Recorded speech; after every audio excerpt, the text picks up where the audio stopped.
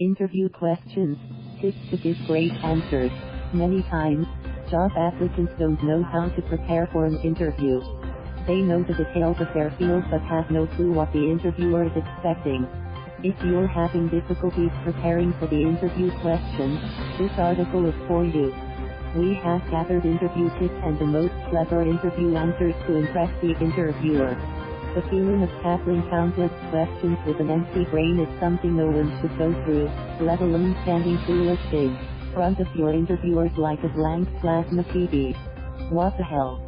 In this guide, you will discover the things to expect from an interviewer, how to comport yourself during an interview, and the job interview tips to giving great answers during an interview.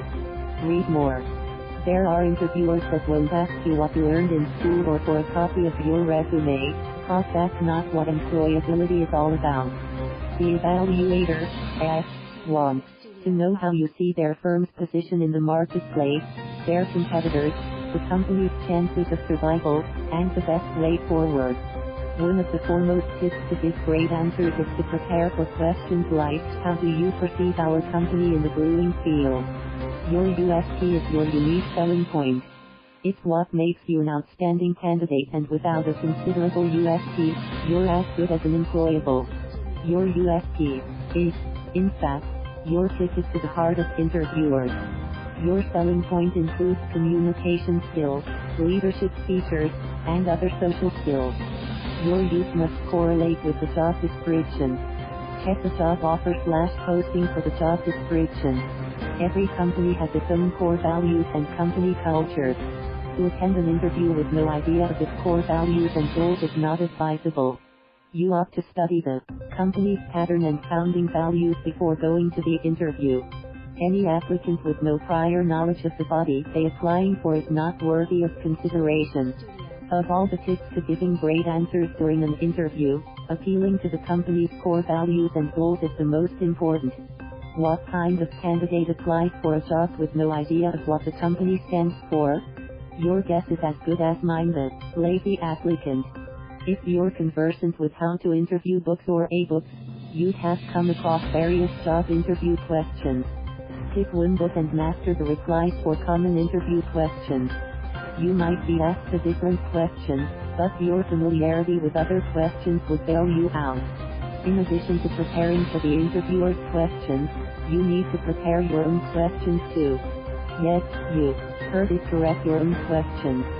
Before the end of every interview, the evaluator often asks if the applicant has any questions.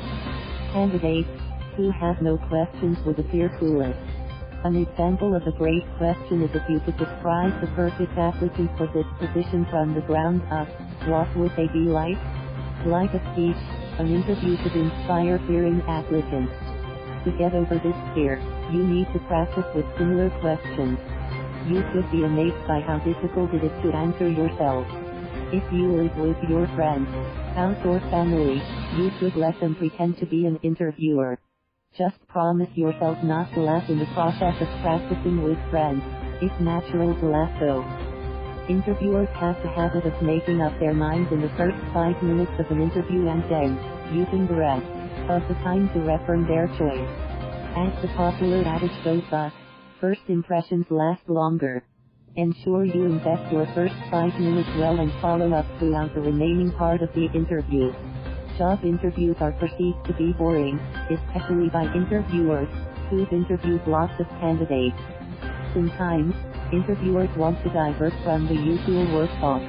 If you're able to keep the board-sized company without him/her knowing that the interview time is over, you've won his/her heart. Don't fight the unconventional discussions, as long as the convo is decent and not racial. For instance, in his book, Gifted Hand, Ben Carson narrated how his interviewer lavished the whole interview duration on classical music. Crazy, right? But that was how he got his first job. Easy-peasy. Passivity is not the same as politeness. Speaking like a sheep won't earn you a job.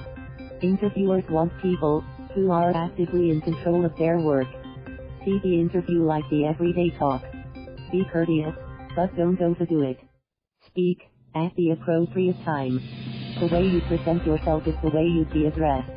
And don't get me wrong, presentation is not all about dressing, though your dressing is the first thing interviewers would note. Dress well, don't look away or shy, shape firmly, maintain a good posture, let your words be clear, and don't wear cologne or perfume. Wearing perfume could pass the wrong message. There's still a lot of things to discuss. Don't let the whole interview be about how bad you presented yourself. After the interview, send a thank you note.